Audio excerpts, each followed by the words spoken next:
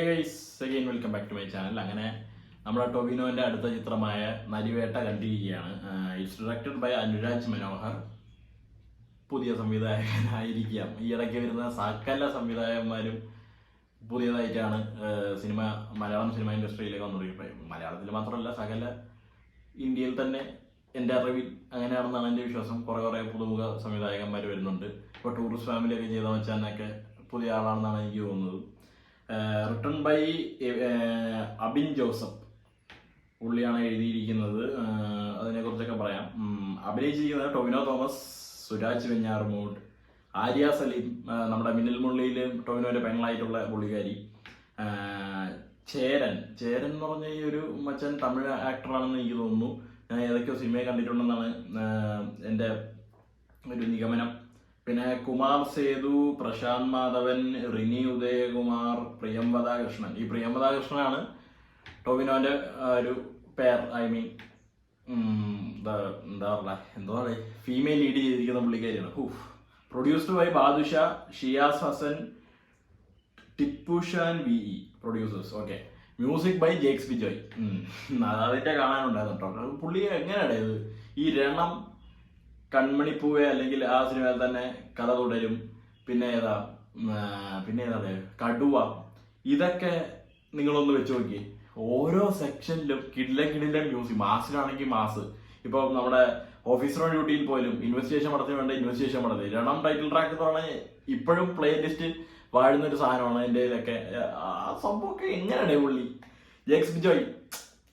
Cinematography by Vijay, ആരാണാവോ അറിഞ്ഞൂടാ. Edited by Shameer Muhammad. Sound department Ranganath Ravi. അത് പൊളിച്ച്, അത് കിടിലമായിരുന്നു. അത് എനിക്ക് കുറച്ച് എടുത്ത് പറയാനുണ്ട് അതിനെക്കുറിച്ച്. പിന്നെ അത്രയൊക്കെയാണ്. അപ്പോൾ ബേസ്ഡ് ഓൺ ട്രൂ ഇവന്റ്സ് ആണ് പടം. ട്രൈബൽ അറ്റാക്കിന്റെ പണ്ടപ്പോഴാണെന്ന് എനിക്ക് കറക്റ്റായിട്ട് ഇതിനെ കുറിച്ചൊരു ഹിസ്റ്റോറിക്കൽ കോണ്ടെക്സ്റ്റ് അറിയില്ല. ഇതെന്താണ് സംഭവം എന്നും എനിക്കറിയില്ല. ഞാൻ സിനിമ കണ്ടപ്പോഴാണ് എനിക്ക് മനസ്സിലായത്. നമ്മൾ കുറെ സിനിമയിൽ കണ്ടിട്ടുള്ളതാണ് പോലീസുകാർ ട്രൈബ്സിനെതിരെ അറ്റാക്ക് ചെയ്യുന്ന സംഭവം തന്നെയാണ്. എന്നിട്ട് വേറെ പല തിരിമറിയും കാര്യങ്ങളൊക്കെ ഉണ്ടാവുന്നു. കുറെ പേരൊക്കെ അതിൽ ബാധിക്കപ്പെടുന്നു. അവരുടെയൊക്കെ മൃതദേഹങ്ങളൊക്കെ അവർ മറച്ചു വെക്കുന്നു. അങ്ങനത്തെ സംഭവങ്ങളൊക്കെ തന്നെയാണ് സിനിമയിൽ ഉടനീളം കാണിച്ചിരിക്കുന്നത്. എനിക്ക് ഇത് എത്രത്തോളം അവരുടെ കഥയുണ്ട്, എത്രത്തോളം ഒറിജിനൽ സാധനമാണ് എന്നുള്ള കാര്യം എനിക്ക് കറക്റ്റായിട്ട് അറിയില്ല. ബട്ട് പ്ലോട്ട് അതാണ്, ഒരു ട്രൈബൽ അറ്റാക്കാണ്. അപ്പോൾ ടൊവിനോ കിടിലൻ ഒരു പണി ഈ സിനിമയിൽ ചെയ്തിട്ടുണ്ട്. കാരണം എന്ന് വെച്ചാൽ ട്രെയിലർ കണ്ടപ്പോഴത്തേക്കും ഇന്തമാതിരി ഒരു ക്യാരക്ടറിനെ ടൊവിനോ ഇതുവരെ കണ്ടിട്ടില്ല എന്ന് വിചാരിച്ചാണ് ഞാൻ പോയത്. പക്ഷെ ആ ഒരു ടൈപ്പ് ഓഫ് സാധനം ഉണ്ട്. ബട്ട് അതിനെക്കാട്ട് കുറെ ആക്ടിങ്ങിൽ തന്നെ പുള്ളി കുറെ മെച്ചപ്പെട്ടു എന്ന് കാണിക്കുന്ന രീതിയിൽ ഏറെ കണ്ടപ്പോൾ മണിയന്റെ ക്യാരക്ടർ ഞാൻ എടുത്ത് പറഞ്ഞൊരു സാധനമാണ്. എന്നാൽ പോലും ഇതിലത്തെ വർഗീസ് പീറ്റർ എന്ന് പറഞ്ഞ ഒരു പോലീസുകാരന്റെ തുടക്കത്തിൽ പുള്ളി എങ്ങനെയായിരുന്നു, പുള്ളി നാട്ടിൽ വെച്ച് എങ്ങനെയായിരുന്നു, ചുമ്മാ പിള്ള കളിച്ചിടുന്ന ഒരുത്തൻ, പോലീസിലെത്തിയപ്പോഴത്തേക്കും പുള്ളി എത്രത്തോളം ഫ്രസ്ട്രേറ്റഡ് ആയി, അങ്ങനെയൊക്കെ കുറെ കാര്യങ്ങളൊക്കെ ഇങ്ങനെ കാണിച്ചു വരുന്നുണ്ട്. പുള്ളിയുടെ ക്യാരക്ടർ അടിപൊളിയാണ്. അതിനെക്കുറിച്ച് ഞാൻ കൂടുതൽ പറഞ്ഞാൽ എനിക്ക് ക്ലൈമാക്സ് സീൻ മൊത്തം വിവരിക്കേണ്ടി വരും. ക്ലൈമാക്സിന്റെ പുള്ളി അടിപൊളിയായിരുന്നു. ഐ മീൻ ദാറ്റ് ഒരു അറ്റാക്ക് സീക്വൻസ്. പിന്നീട് ആരാണ് അടിപൊളിയായിട്ട് ചെയ്യുന്നത്? സുരാജ് ചേട്ടൻ ഉണ്ട്. സുരാജ് ചേട്ടന്റെ കുറെ എന്താ പറയാ സിറ്റുവേഷണൽ ജോക്സ് ഒക്കെ വർക്കായിട്ടുണ്ട്. ചുമ്മാ എഴുതള്ളിയല്ല, കഥേന്റെ കൂടെ ആ ഒരു സീനിന്റെ ഒപ്പം ഇങ്ങനെ പോകുന്ന സംഭവങ്ങളൊക്കെ അടിപൊളിയായിരുന്നു. മ്യൂസിക് കിടിലം. ഞാൻ പറഞ്ഞാണ് ജേക്സ് ബിജോയ്. സൗണ്ട് ഡിപ്പാർട്ട്മെന്റ് ഈ രംഗനാഥ് രവി എന്ന് പറഞ്ഞ പുള്ളി ചെയ്തത് കിടിലം. അതെന്ന് വെച്ചാൽ തുടക്കത്തിൽ ആലപ്പുഴ കുട്ടനാടാണ് കാണിക്കുന്നത്. അപ്പോൾ ടൊവിനോവും പുള്ളിന്റെ ഒരു ഫ്രണ്ടും കൂടി മറ്റേ ബോട്ട് ജെട്ടിക്ക് എടുത്തിട്ട് ജെട്ടിയിൽ നിന്ന് ഇറങ്ങി അങ്ങ് നടക്കുകയാണ്. അപ്പം നമ്മൾ സാധാരണ ഒരു ജെട്ടീന്റെ പരിസരത്തോ അല്ലെങ്കിൽ കായലിന്റെ പരിസരത്തൊക്കെ നടന്നു കഴിഞ്ഞ് കഴിഞ്ഞാൽ ആ വെള്ളത്തിലൊരു ഒബ്ജക്റ്റ് ഉണ്ടെങ്കിൽ അവിടെ നമ്മൾ ഇങ്ങനത്തെ ഒരു ശബ്ദമൊക്കെ കേൾക്കും. വെള്ളത്തിന്റെ മറ്റേ എന്താ കുലുക്കവും കിലുക്കവും ഒക്കെ ആയിട്ടുള്ള ശബ്ദങ്ങളൊക്കെ നമ്മൾ കേൾക്കും. ആ ഒരു സംഭവം ഈ സിനിമയില് കറക്റ്റായിട്ട്, അത് മാത്രമാണ് എനിക്ക് അത്ര എടുത്ത് തോന്നിയത്. അത് രണ്ട് സീക്വൻസ് ഉണ്ട്, രണ്ട് സീൻസ് ഉണ്ട്. അത് അവിടെയൊക്കെ ഈ ഒരു സൗണ്ട് ഡിപ്പാർട്ട്മെന്റ് അത് കിടിലനായിട്ട് നമുക്ക് കാണിച്ചു തന്നിട്ടുണ്ട്. ഐ മീൻ കേൾപ്പിച്ചു തന്നിട്ടുണ്ട്. പക്ഷെ അതൊക്കെ നിങ്ങൾക്ക് കറക്റ്റായിട്ട് അതിൻ്റെ ഒരു എഫക്റ്റ് കിട്ടണം എന്നുണ്ടെങ്കിൽ നല്ലൊരു തിയേറ്ററിൽ തന്നെ പോവേണ്ടതാണ്.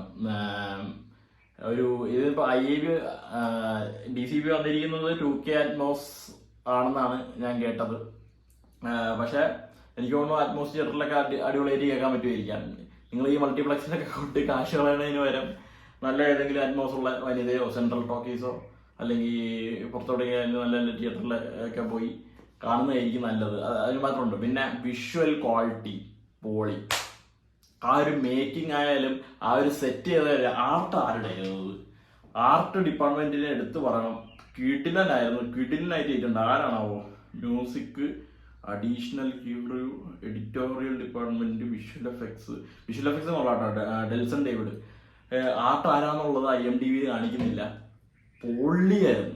ആ ഒരു കാടും അവിടുത്തെ സെറ്റും അവിടുത്തെ ആൾക്കാരും അവരുടെയൊക്കെ കോസ്റ്റ്യൂംസും, പിന്നെ അവരുടെ ഒരു പ്രത്യേക ഭാഷ ഉണ്ട് കേട്ടോ ആ ട്രൈബ്സിന്റെ. അതൊക്കെ ത്രൂ ഔട്ട് അതേപടി തന്നെ പിടിച്ച് പോയിട്ടുണ്ട്. അവിടെ ഒരിടത്തുണ്ടെങ്കിൽ മറ്റിടത്തില്ല, ആ ഒരു സംഭവങ്ങളൊന്നുമില്ല, എല്ലാം ചെയ്തിട്ടുണ്ട്.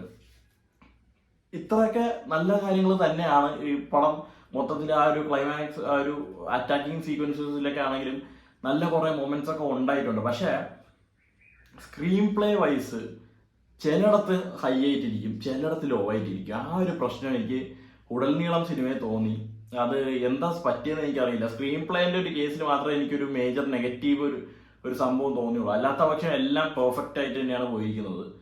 സ്ക്രീൻ പ്ലേ എന്താണെന്ന് അറിഞ്ഞുകൂടാ. എനിക്ക് കുറേയൊക്കെ ഓടിച്ചു എന്ന് വെച്ചാൽ 2.5 മണിക്കൂറേ സിനിമയുള്ളൂ. പക്ഷെ എവിടെയൊക്കെയോ ഭയങ്കര ഒരു എന്താ പറയുക ഓവർ സ്ട്രെച്ച്ഡ് ഫീല് എനിക്കുണ്ടായിരുന്നു.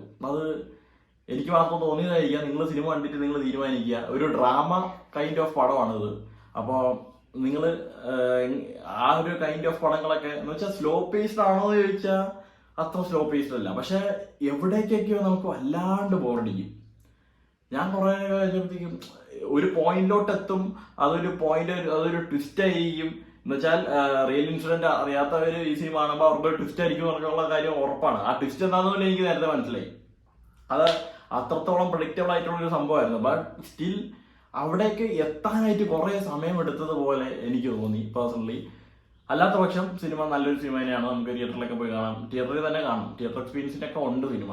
ഞാൻ പറഞ്ഞല്ലോ ആ ഒരു മേക്കിംഗ് ക്വാളിറ്റി, ആ ഒരു പക്ക പ്രൊഡക്ഷൻ അടിപൊളിയായിട്ട് തന്നെ ഉണ്ട്. ടോവിനോവും അത്യാവശ്യം നല്ലോണം ചെയ്തിട്ടുണ്ട്. ബട്ട് അതാണ് ഒരു സ്ക്രീൻ പ്ലേന്റെ ഒരു ചെറിയ പ്രശ്നം മാത്രമേ എനിക്ക് തോന്നുള്ളൂ. ഒരു എന്താ പറയുക, ഒരു one time decent watch movie അത്രേ എനിക്ക് പറയാനുള്ളൂ. ഇനി വൈകിട്ട് ഡിറ്റക്റ്റീവ് ഉജ്ജ്വലനുണ്ട്, പല കാര്യങ്ങളും കേട്ടിട്ടുണ്ട്. സിനിമ കണ്ടിട്ട് ഞാനിതൊരു 60-30 റിവ്യൂ ഒന്നും നോക്കിയില്ല. വൈകിട്ട് വരെ പിടിച്ചു നിൽക്കണം, സോഷ്യൽ മീഡിയ കണക്ട് വെച്ചിട്ടിരിക്കണം, എന്നിട്ട് പോയി കണ്ടുപോകണം. ഓവർ എക്സ്പെക്ടേഷൻ ഒന്നുമില്ല ആസ് യൂഷ്വൽ. ബട്ട് പടം കണ്ടിട്ട് പറയാം. Bye bye.